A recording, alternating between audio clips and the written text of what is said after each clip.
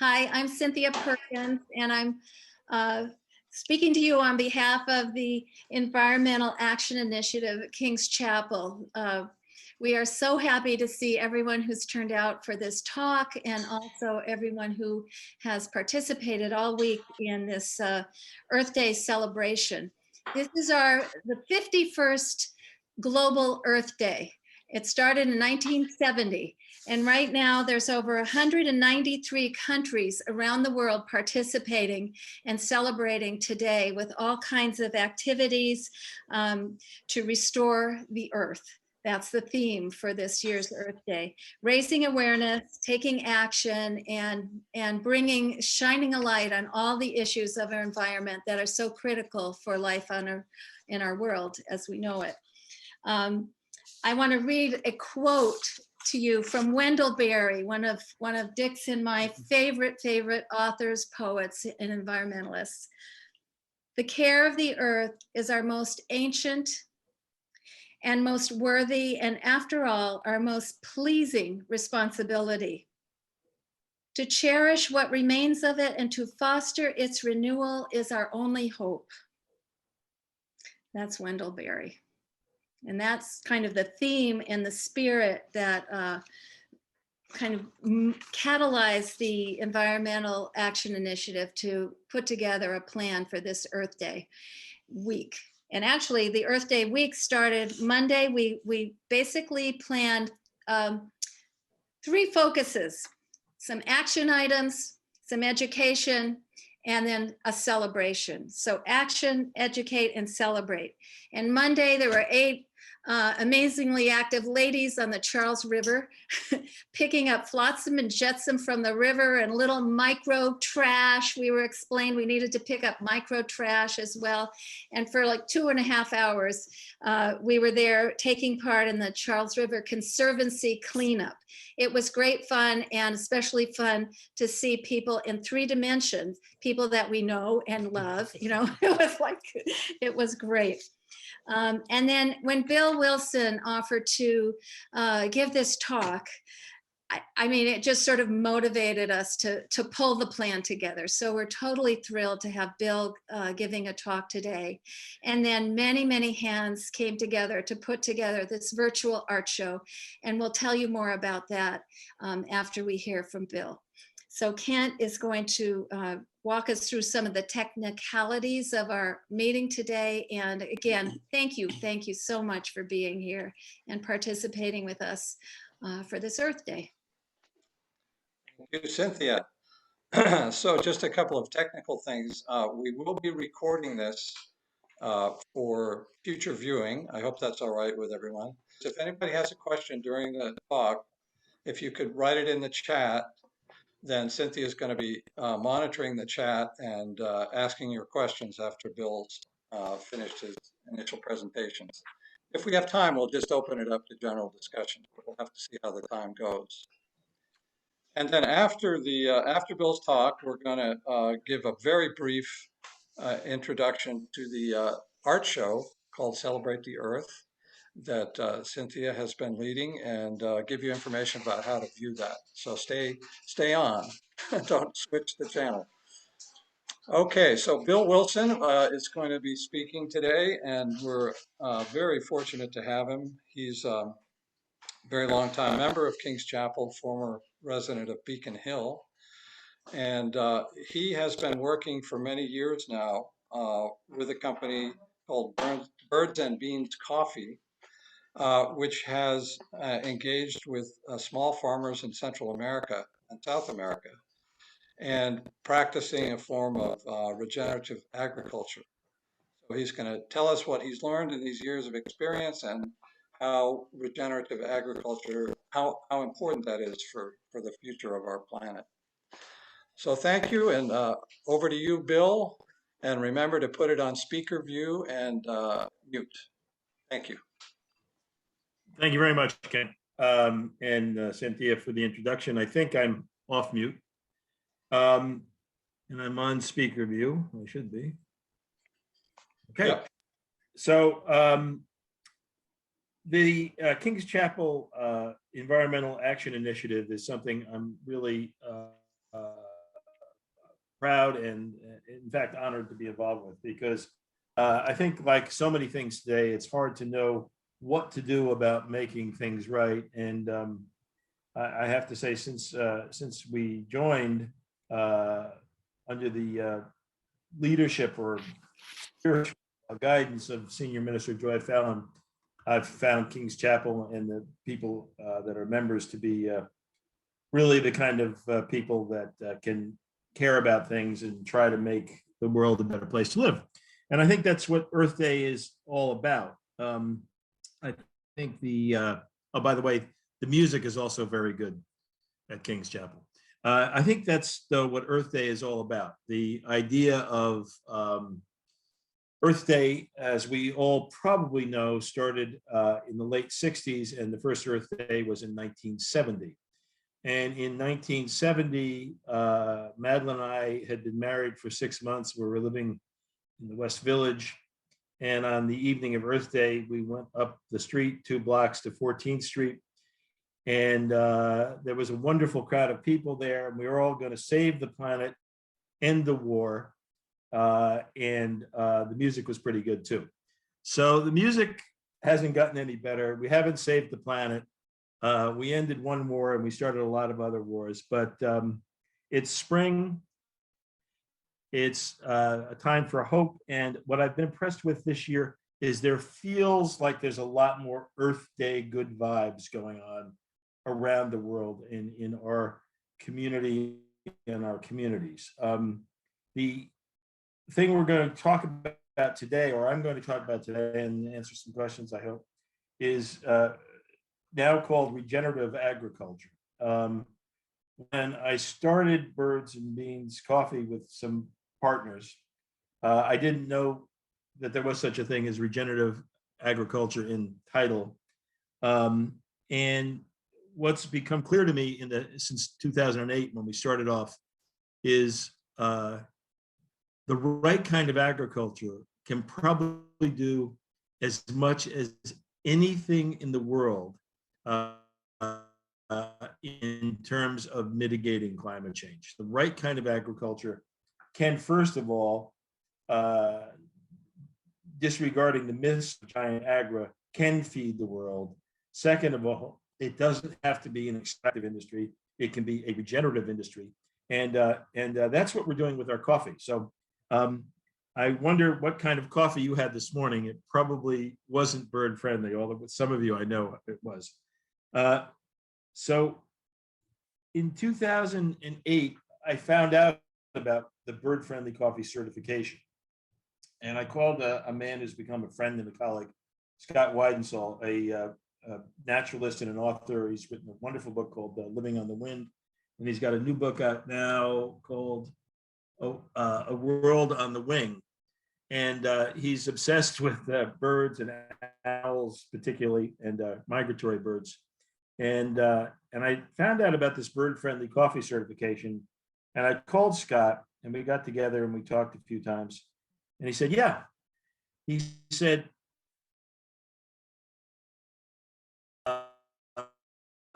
birds migratory and eat, and for the migratory birds, get fat and happy and come home to us and have more babies. And indigenous birds, a place to hide and eat and nest and so on. And he said, and one of the great places for migratory birds has been in neotropical migrants, birds that go to Latin America, has been coffee farms. But starting about 40 years ago, they started changing the traditional way coffee was grown in the Americas, in fact, around the world, and cut down tropical forests or diminished tropical forests. And that progression has led to a growth of bigger coffee farms, fewer small family coffee farms, and the destruction of habitat, forest-like habitat, compounding the destruction of tropical forests. So I said, this is interesting. I like birds, I like coffee. And I had noticed, because we lived outside of the United States a lot of the time in the last 50 years, I had noticed when we moved back here a while ago, that there were fewer birds around. And so I looked into this a little bit and found out about the Smithsonian Migratory Bird Center, part of the National Zoo, part of the Smithsonian, and the men and women that had done a lot of research on the drop-off of bird life in our country. And a fellow named Russ Greenberg, who's sadly no longer with us, had done a lot of his postdoc work in Latin America. And he said, you know, a lot of it's habitat, but I think it's habitat there as well as here. So they went down and they did studies and they found out that bingo, lots and lots and lots of neotropical migratory birds live on what I call old-fashioned coffee farms. These are also called rustic canopy coffee farms. And what these basically are very small family holdings, sometimes a quarter of an acre. Coffee is the money crop, and they're owned by families. And many of these families have been growing coffee for 150 years or more. So it's traditional old-fashioned agriculture, and our farmers don't know it, but they're champions of regenerative agriculture. And I thought, well, this is interesting. All we have to do is drink lots of this coffee. Lots of habitat will be saved. Lots of farmers will stay on the land, and lots of birds will come back and have a nest, and we can enjoy the spring chorus with, you know, the wood thrush and the orioles and the wood warblers and the tanagers and the vireos and the phoebes. 150 North American nesting birds, more than are winter habitats of tropical forests and coffee farms, therefore. So I went around the country a little bit and I talked to a lot of small coffee companies, and I thought, well, this will be easy. They just probably don't know about the certification, and if they'll just add one SKU or one roast of bird-friendly coffee, we can promote bird-friendly coffee more broadly, and everybody in the country can get bird-friendly coffee from their local coffee roaster. Well, I found out, we lived in London for a long time, and I found out that local little coffee roasters are a lot like London taxi drivers. They don't want to work for anybody but themselves, and they only want to do what they want to do. So I said to Scott, I know a lot about consumer marketing. We'll start a coffee company with a brand name that'll mean something about this bird-friendly certification. And you know, everybody will buy it. In a few years, it'll become so popular that we'll force Starbucks and Dunkin' Donuts and Nestle and all these people to get behind bird-friendly coffee, and that will change the world. And I'll probably take 2 or 3 years. Well, we've done a lot and it's been great. We haven't quite gotten to the stage where we change the world with bird-friendly coffee, but what we have done is we've saved the certification, and we've grown the numbers of people that are aware of this phenomena, and we've connected to this broader trend beyond coffee of regenerative agriculture. So Ken, if you put up the first slide. Okay, so this schematic shows you sun-grown coffee is now where 60% of the coffee in the world, at least, and probably 70% is grown. All coffee used to be grown in what is now labeled bird-friendly shade.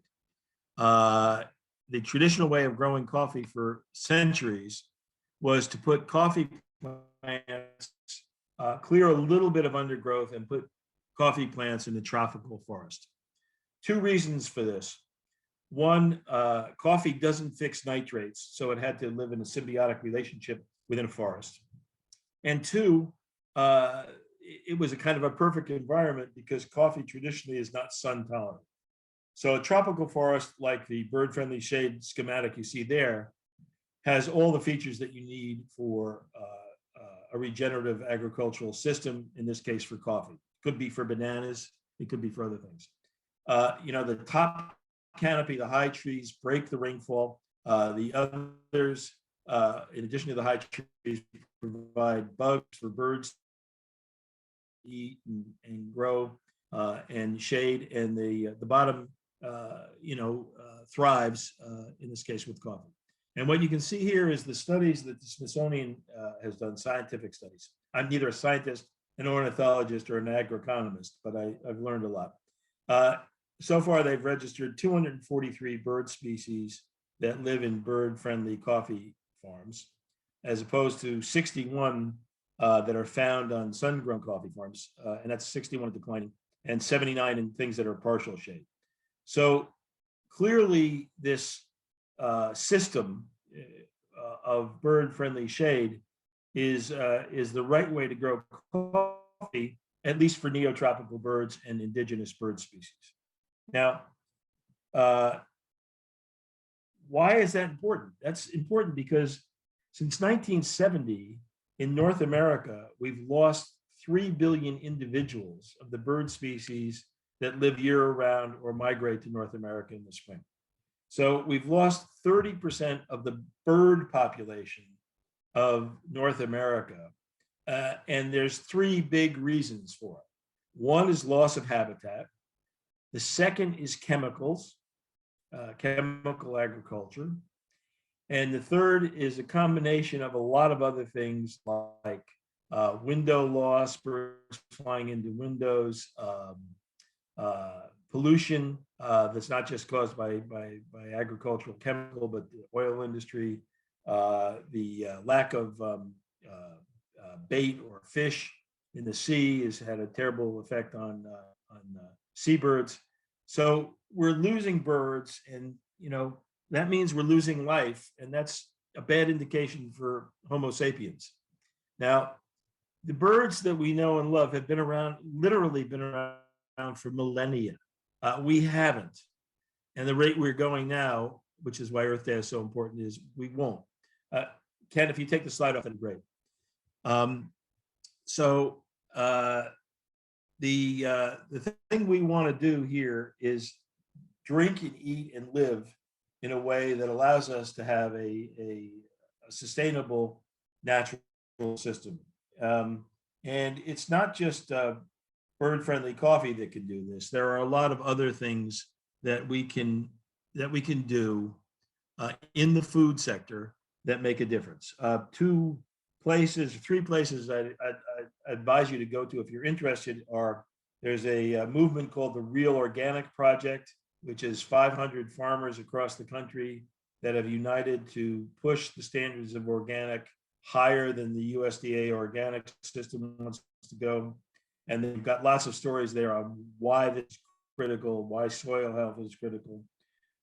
There's a ranch in southeastern Colorado called Rancho Largo, where a guy with a PhD from Stanford who wanted to become a rancher over 40 years has evolved from being a rancher in the bad system to a rancher in the natural system, which is really what regenerative farming is about. It's about mimicking nature. So basically, where he lives and ranches on 13,000 acres, the Rancho Largo man, he's basically replaced the buffalo, which have been extirpated from his part of the country, with cattle. So they're basically wild cattle that he turns into beef for us to eat. It's very good, and it is environmentally net positive, not negative. Unlike the confined animal feeding operations, which is where most of our beef and chicken and pigs and ducks and everything else come from, which you don't buy any of that stuff.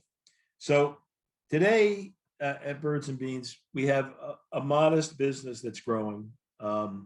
It's really rewarding, and we've got a lot of great people involved in it. Scott Weidensoul helped me recruit some other people from the ornithology world called our Voices for the Birds: Ken Kaufman, Bridget Suchbury, Katie Fallon, Ken Rosenberg, Wayne Peterson, and they've all been spokesmen for us and spread the word in their various places, from Mass Audubon to the Cornell Lab of Ornithology, Tammy Veracruten out in Colorado, in the Rocky Mountain, Rocky Mountain Bird Conservancy. So we've got lots of friends and allies, and they're getting the word out, and we're growing. Now, 2 things happened since we started. First, and this I say with modesty, we saved the bird-friendly coffee certification, because when the bird-friendly coffee certification launched, fair trade was already established and was very popular. And Equal Exchange, which is a good group of people, really did a great job of helping fair trade establish in the United States. And then a certification called the Rainforest Alliance came. And the Rainforest Alliance is was then still a little bit, what I would call hip flip. Smart guy operates it, and a lot of young kids, now not so young, took it over. And those two certifications kind of overwhelmed the coffee world, and frankly, were much easier for coffee roasters to deal with, because the conservation standards on Rainforest Alliance, it's essentially kind of a greenwash, whereas the conservation standards on bird-friendly coffee are scientifically proven, just, very, very rigid, and you know what you're getting with this platinum certification, I call it. So we're kind of getting there. We saved the certification. We've pushed a few other people to getting into the business. And I used to say, if you know the name Howard Schultz and you know the name John Mackey, Schultz was the sort of the leader that built Starbucks into this giant monolith. And Mackey was the guy who did it with Whole Foods, now owned by Amazon. I used to say that, and they own a coffee company, Whole Foods, and make the coffee that they sell in their stores. And I used to say, if John Mackey and Howard Schultz wanted to, they could turn all of North America into 100% bird-friendly coffee. Because if they led that way, then everybody else would have to follow. They didn't, they won't. The people in charge of the coffee market now are Starbucks, JAB, Nestle, and Folgers, and Kraft Mondelez. And these people are not going to go into certified bird-friendly coffee. They like big farms, monocrops, yields, and they have been granting funds to agri-colleges and other people to more and more make coffee plants shade sun tolerant, so they can grow it in giant fields, monolithic crops. So we've saved the certification, and we're going strong to keep it going. And the farmers that we work with in Nicaragua and Honduras and Guatemala and Peru are doing well. And these are hard countries to do well in. Now, they're not doing well like JR down in Dallas. They're not those kind of farmers or ranchers. But they're able to create pretty good local economies. Ken, if you would show slide number 2, please.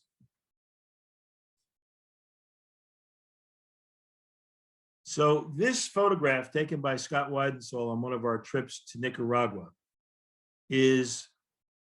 looks like it's a photograph of a tropical forest. It's a high elevation perspective, and everything you see my time is up. Everything you see in the foreground up to the second mountain ridge there are the family farms of an organization called UCA San Juan del Rio Coca.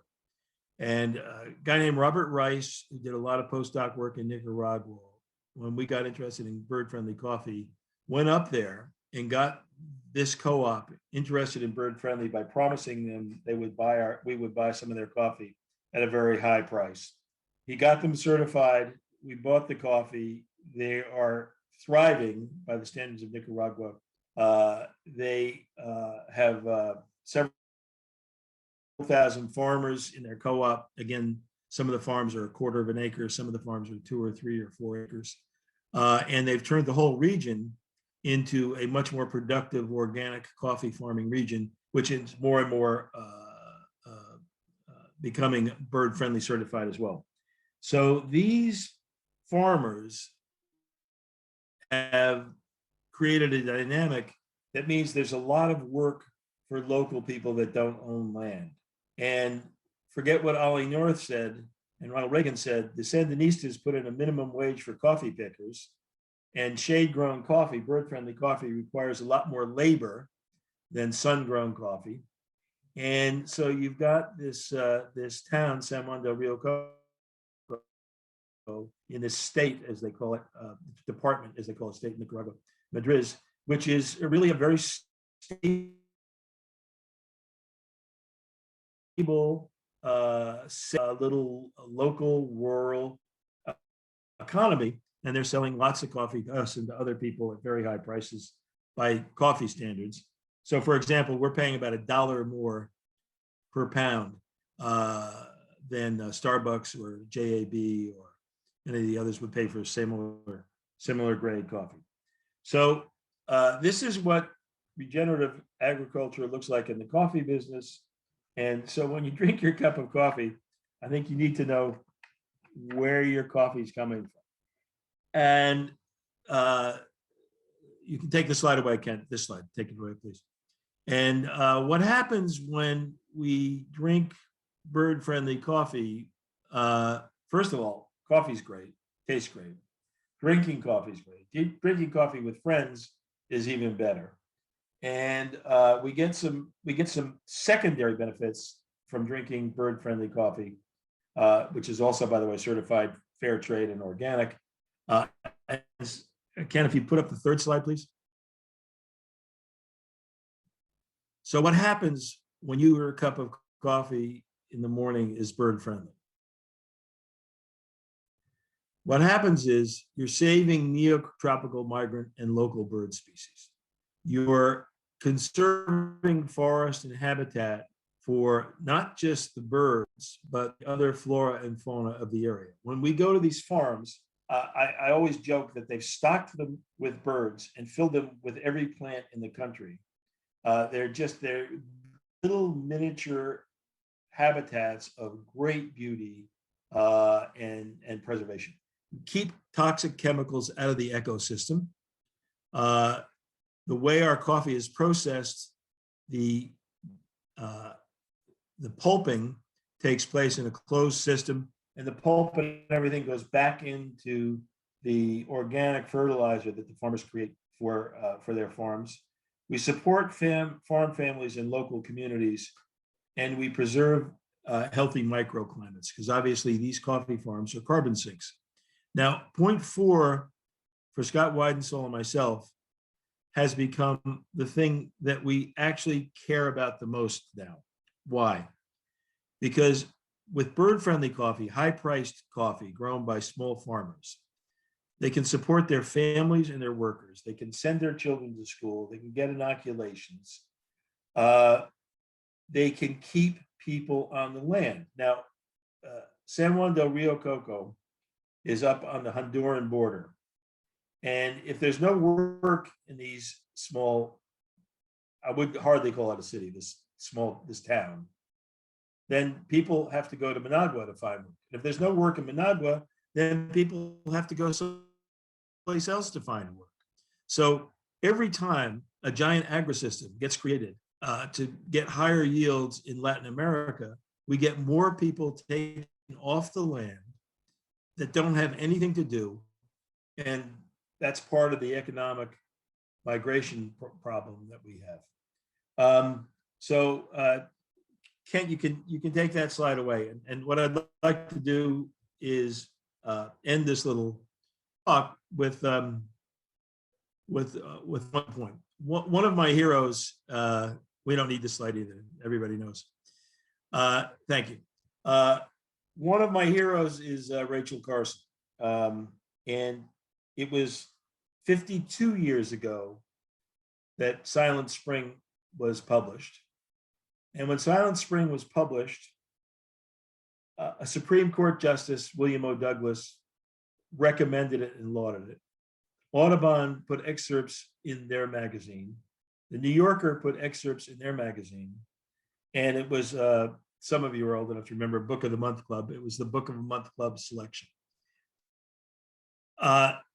It caused an enormous reaction in the United States and around the world, because basically what it said was DDT in particular, but the chemicals that were being used for pest control, insect control, and agro industry were killing the planet. And at that time, the largest birds in the system, the eagles, the ospreys, the peregrine falcons, were disappearing. They were disappearing because the eggshells were getting thinner because of the effect of DDT on their eggshells. So Rachel Carson was challenged, beaten verbally by the powers that be, particularly the chemical companies, called a communist, called an agitator. And what happened, and I don't think this could exactly happen the same way anymore, she was on a special CBS program where she went single-handedly against some experts from expert scientists, and she trounced them. And they were all stooges for the chemical business. And she trounced them. And 15 million people saw that program in the United States. We were probably about 175 million people then. It just made an enormous impact. And it's to really be the beginnings federal level in the United States. So I always use that example because if you know anything about Rachel Carson, she came from a hard scrabble farm in Western Pennsylvania. She was the second professional to ever work for the U.S. Fish and Wildlife Service, which was then called U.S. Department of Fisheries or something. She fought her way to be the editor of all the science literature from the U.S. Fish and Wildlife Service. And she studied this phenomena, probably contracted her cancer from studying it, and really changed the world. I mean, the apex raptors that we know and love are around today because of Rachel Carson. And one woman, hard worker, absolutely dedicated, changed things. Can that happen again? I don't know.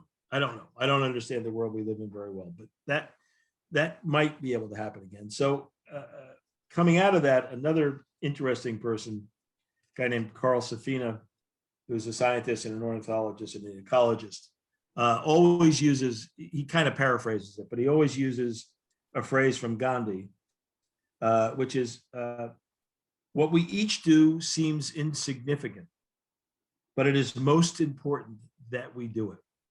So what I think our King's Chapel, I always get the words confused, Environmental Action Initiative is about getting as many people as possible each do what they can to save the earth. And I think it's it's wonderful to get together with you all on Earth Day and talk about this. And for about 4 more hours, but I think that's enough. Wow. Thank you so much, Bill. This is fabulous. Thank you very much. You've really informed us. You're welcome. I have questions. First comment is, you seem pessimistic about convincing the larger coffee producers to go bird friendly. But what if consumers started to demand it? I have 3 questions. That's the first one. You want them all the questions at once? Sure. Yep. And then Joy asks, with whom are you working in the Biden administration? They care both about the environment and about the economic health of Central America. And then Andy asks, a few years ago, a few ornithologists and he tried to get the company to switch to B&B coffee. Right. Well, there was support from the biologists and engineers in the end, the office manager said no. It turns out that person was the gatekeeper. Any tips on getting workplaces to switch over to sensitive coffee, to environmentally sensitive coffee? So there you've got a few questions. Okay, well, I'll go to Joy's question first because that's the easiest one to answer. Everything we've done, which is little, but everything we've done at Birds and Beans, we've done without any government involvement anywhere in the countries in Europe or in the United States, other than the fact that the Smithsonian is a quasi-governmental. Most people don't know that Smithsonian is partially funded privately and partially funded through federal.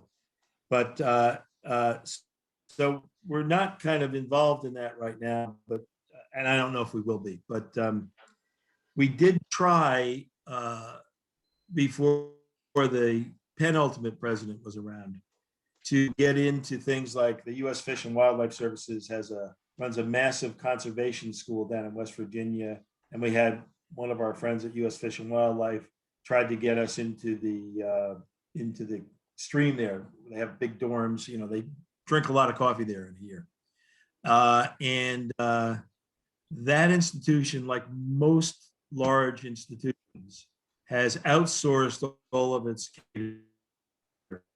its kitchen, Mhm. and uses a organization called Sodexo. Mhm. And went through the cranes with Sodexo, which lasted about a half a year. And then they said, well, we're not going to do this because we're not sure your supply is reliable and your price points aren't right. And, you're not a proven supplier. And so I don't want to sound nasty or cynical or ugly, but, I think I try to stay away from government organizations as much as possible, including the IRS. So that we're not working with anybody at the Biden administration. The issue that Todd raises about birds and beans coffee in corporate world, in the office. I'll try to make a very long story here short. My friend Charlie Tawney, who's on this call, I think, one of my oldest friends, helped us get into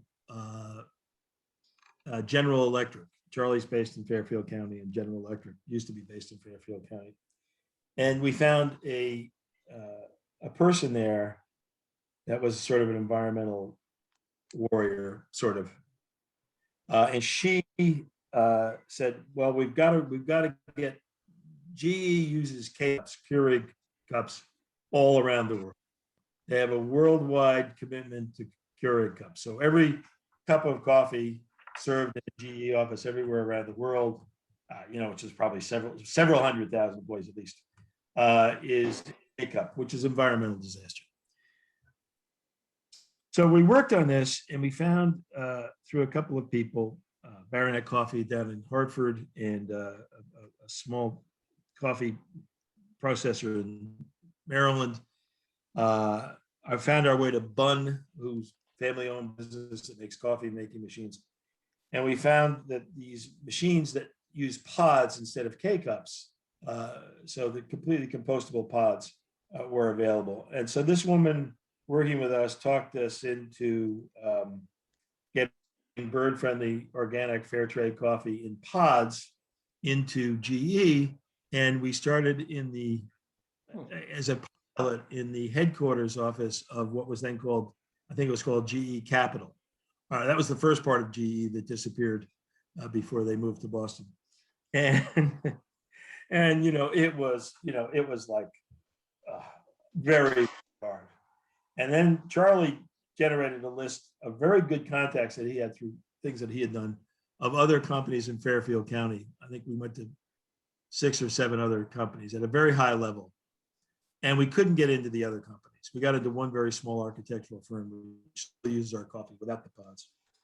And then GE found out that they weren't in business anymore. They got out of the capital business, and they sold the building, and they closed out. And we tried to buy back all the Bunn machines they bought to put in there from them, but they wouldn't sell them to us because they came as part of the sale of the building.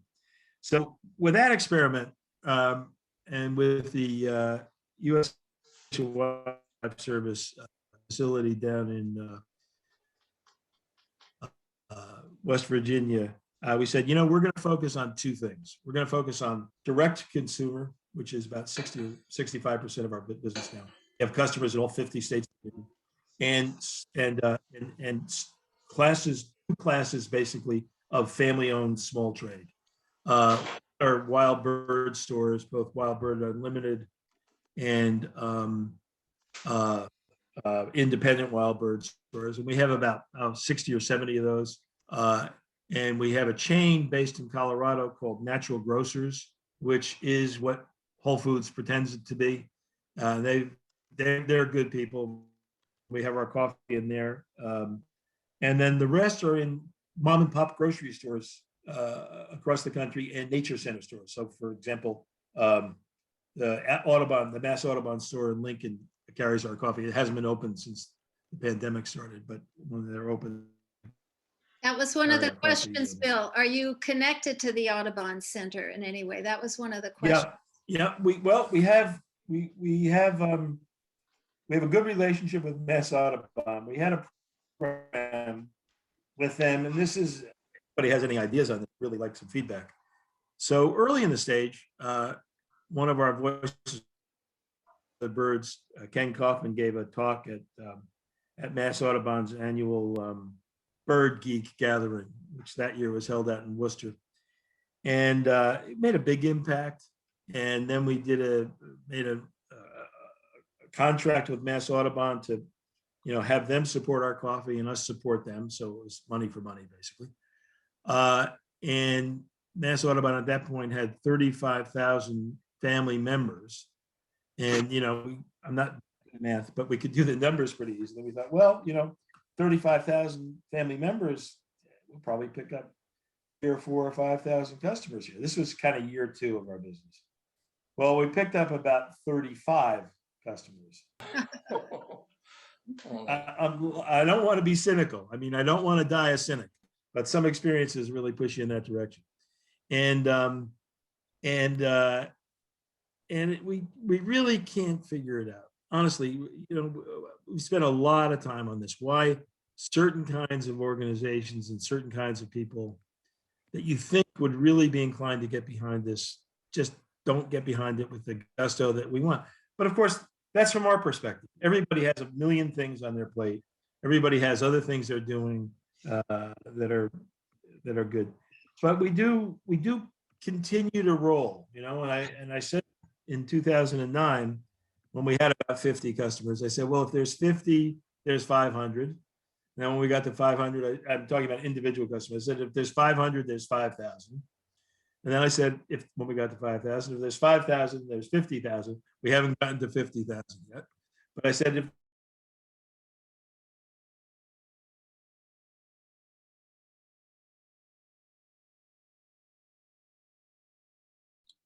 I lost Bill's sound. Did you lose Bill's sound? Bill is muted.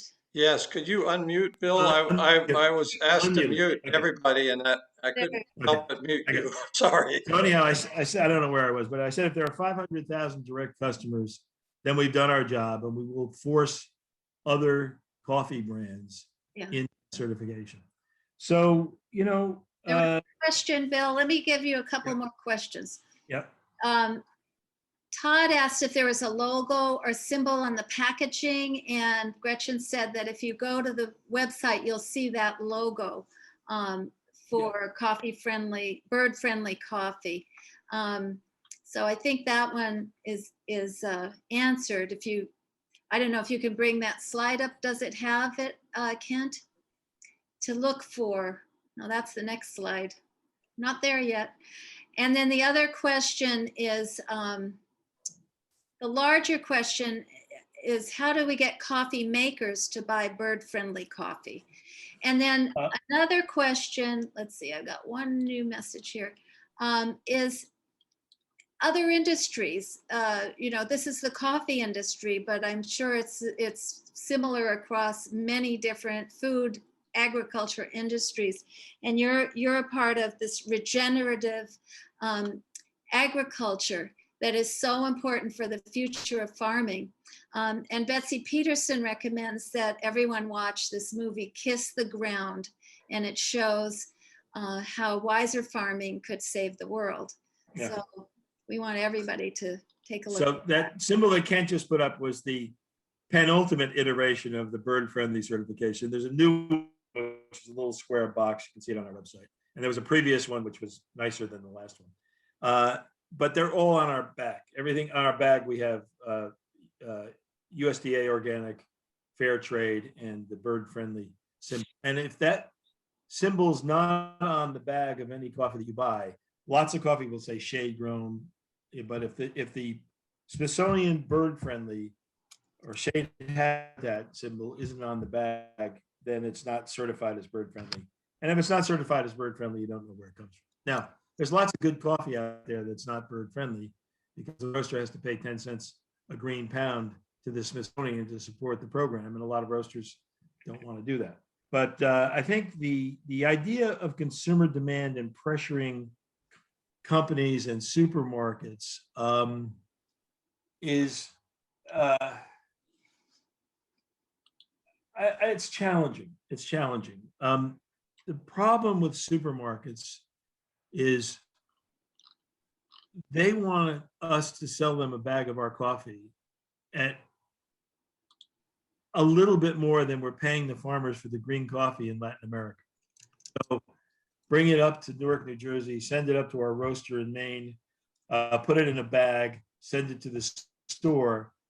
That eats up the rest. So there's zero margin, and we're still the highest priced coffee on the shelf, which, you know, in supermarkets isn't a good thing to be. So I don't think the supermarket thing is not going to work for us. And we also do a coffee for Audubon out of our Canadian operation called Audubon Coffee, which is bird friendly. And we've been through that many times with the Audubon people, and they've finally concluded that we're not going to get into supermarkets. So you can't get good coffee into supermarkets. Well, if you go to your website, like I did, Bill, you find the local stores. There's actually one near me in West Concord. But I think it's time. Kent thought maybe it's time to open it up to anyone who has a question that you just want to offer. Great. So you can unmute if you'd like to offer a question. Kent has his hand up. I just want to confirm, Bill, is your company the only one who has the certification at this point? No, there are a few, probably a few. I don't know exactly the number now, but there's many companies that sell some bird friendly coffee. We're the only coffee company that sells only exclusively bird friendly, USDA organic, and fair trade. So we're the only, which seems to me to be silly. I mean, I thought there'd be somebody else out there that liked birds. Other questions? Amy? Thank you, Bill. This is really interesting. Thank you, everybody. This has been a sort of, to me, a sort of elite conversation when I think about well-educated people with a strong and growing interest in the environment, desire for premium coffee, willing to pay a premium price.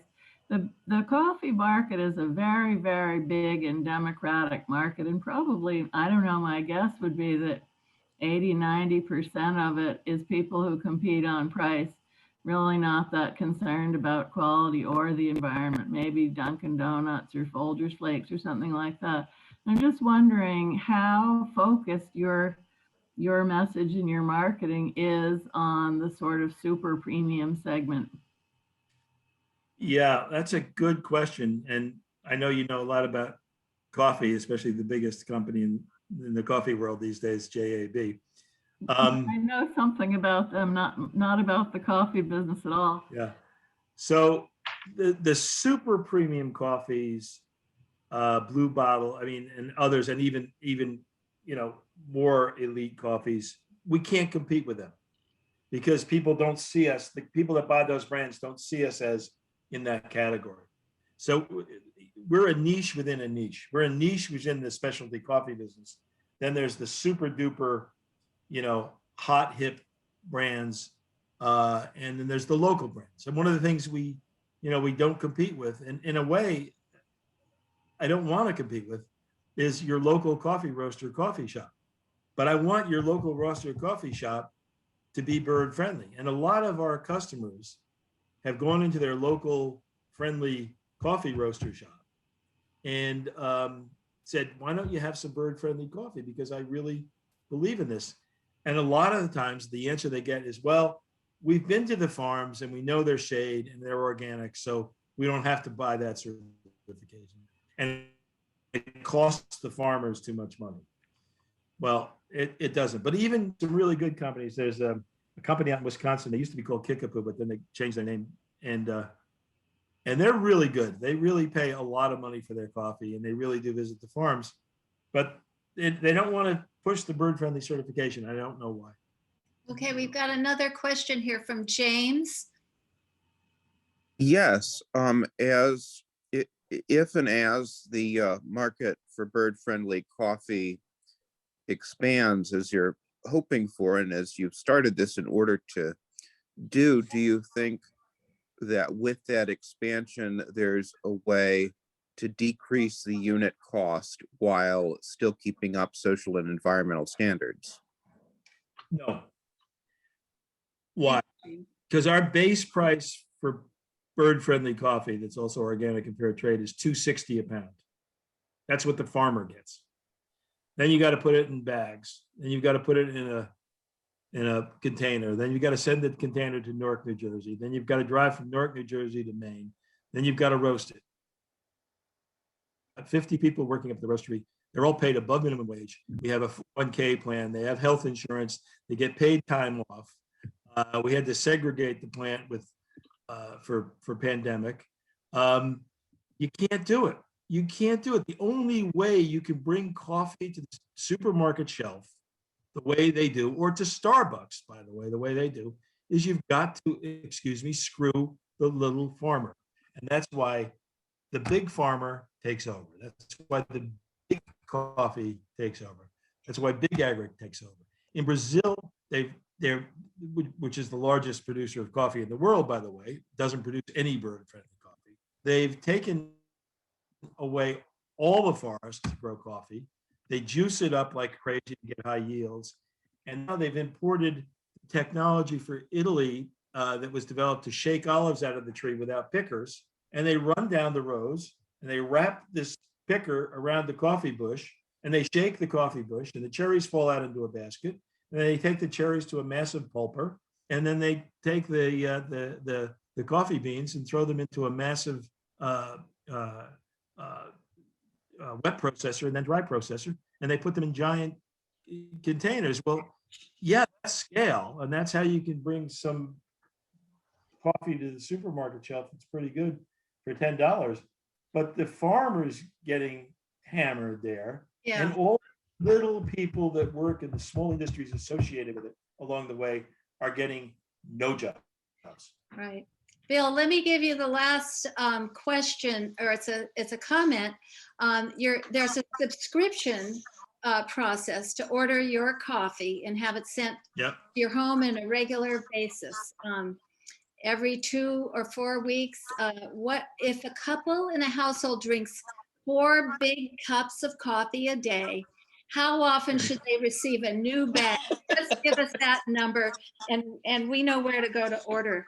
Okay, well, this is the hardest question of the day. So, there's 3 things I've never been able to learn about coffee so far. One is, how do I grind my coffee for my brewer? Because there's an answer from everybody in the business for that question, whether it's French or blah, blah. The second is, how much coffee should I have? How much? Here's the best answer. Just give us a short answer. A pound of coffee makes 40 8-ounce cups of coffee. So there you can figure it out. All right, so we have to do the math. Bill, this has been fabulous. What's one of the things that's going to stay with me is that picture of the rainforest there, of the forest, and realizing that underneath all those trees are birds and coffee growing and people working in this beautiful lush place that you described to us. And so thank you so much for what you're doing and for awakening us to the possibilities of a beautiful way, a regenerative and sustainable way to do agriculture in this coffee world. I think we need to move on to to tell you what's next in our agenda for Earth Day, which is coming right up. Should we all just give Bill a big hand like this? Everybody up on the screen, give him a big hand. Yay. Thank you. Thank you, Bill. What we have next is an idea that came, it was months ago in the darkness of winter, in the middle of COVID. There was a coffee with the clergy, and someone came up with this idea of an art show. Wouldn't that be fun? And so we kind of filed that away and said, yeah, sometime in the future that might be fun. And so the future is now. We thought this would be a wonderful way to celebrate the earth with images and pictures and things that people have made with their hands, with products from the earth, all inspired by, I think every individual has a connection in some way to nature and the world around us. And that's what we we asked is for people to submit photographs of art that would celebrate the earth. And we've had over 30 people contributing, participating in some way or another, artisans and artists. And so we're very excited to launch this big video. And I want to say one thing I want to thank all of you who are here and all of the artists who took this leap.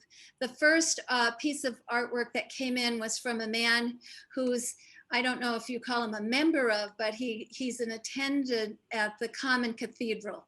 And he also goes to a program called Common Art. And he was the first entry. And you'll see his name is AJ. So I want to just call him out and you'll see what he submitted. It's a beautiful piece and has a wonderful image. The other thing I want to tell you is that we couldn't have done it without the support of many people. Kent and I did technology. We both knew enough to be dangerous, and together we were really dangerous, right, Kent? And then we had the backup support of Jennifer Roach on the staff, who is just fabulous with us. The other thing I want you to note when you watch this video is that we have the music of Paul Winter Consort, Misa Gaia, which means Earth Mass. We requested permission to use this music and Paul Winter said, yes, go for it. We have a few excerpts that are kind of merged together in the background. The Earth Mass is inspirational music, and if you do like it, please go to their website and find more of it to listen to. It's absolutely wonderful. And finally, I want to thank, well, before I thank that, I have to thank my husband, Dick, who supported me in the late hours and early mornings when I'm jumping out of bed to go work on this project.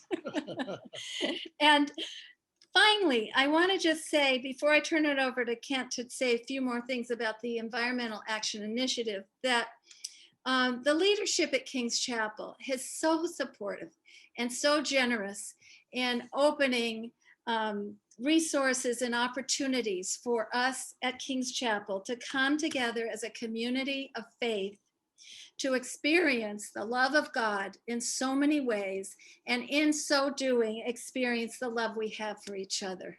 And I think you will experience that as you watch this wonderful celebration of the earth. So I'm going to pass it over to you, Kent, and he'll tell you how to get the link to watch the art show. I will. And before I do that, I just want to mention to all of you, some of you who I think may be new to this group, that we are continuing to do other activities, and we hope you'll be interested in joining us. We've been started doing something called the 11th hour bell ringing on the 11th of every month in concert with others around the world to signal that we're at the 11th hour of climate change. We simply can't continue as usual and try and wake people up. So we're always looking for people who might want to engage with us in that. We've done a cleanup this week, as Cynthia mentioned, but we expect we may be doing some others. We're doing some seminars. The next one, we don't have a firm date for it, but there's going to be one that Betsy Peterson and Julie Hyde, who are here, are going to lead on natural gas energy and the issue of natural gas lights in the city of Boston. And we'll, if you want to join our list, just send an email to environment@kingschapel.org, and we're very welcome to join us. So also one final thing, there'll be a meeting next Tuesday at 3 p.m. We have a meeting every 2 weeks at this time, an open meeting for those who are interested to talk about what our next set of programming is going to be going forward. So you're welcome to join that. So let me share the screen to tell you where to go to have a look at the art show. That's the. Thank you, Kent and Cynthia. Thank you, Louise. Thank you. So this is the cover slide, and I can advance it. Well, I can't. Yes. Can you all see that? Whoops, no, I just turned it away. So the art show is actually in two forms.